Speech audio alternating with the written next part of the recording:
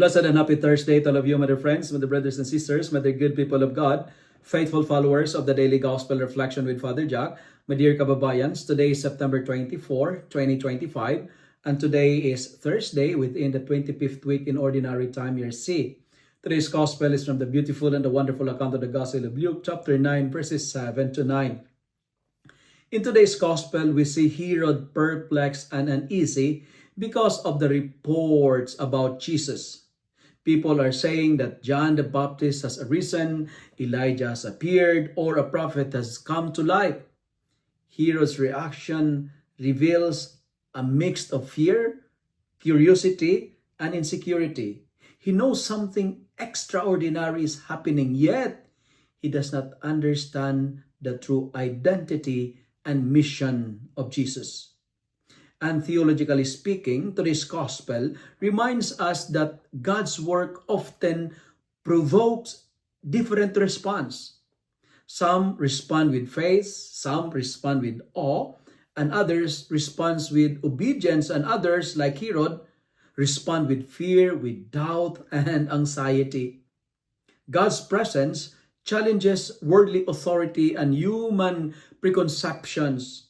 Herod's confusion contrasts with the disciples' growing understanding and willingness to follow Jesus. It shows that recognition of God's action is not automatic. It requires openness, it requires discernment, and of course, humility. Because you will discover God in being humble and being open and in being discerning. My dear friends, today's gospel invites me and you to examine our own hearts. Are we like the crowds? Excited, but superficial, very shallow? Or are we like Herod? Unsettled, confused when confronted with God's works? Or are we like the disciples, seeking to understand and follow Jesus faithfully? The message is very clear. God's presence is transformative, but it demands attentiveness, humility, and faith to see and accept His work in our lives.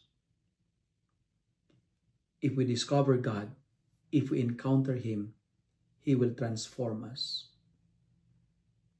Friends, brothers and sisters, if you like this reflection, kindly share it with your friends, share it with your family, make the Word of God viral so that many will be blessed.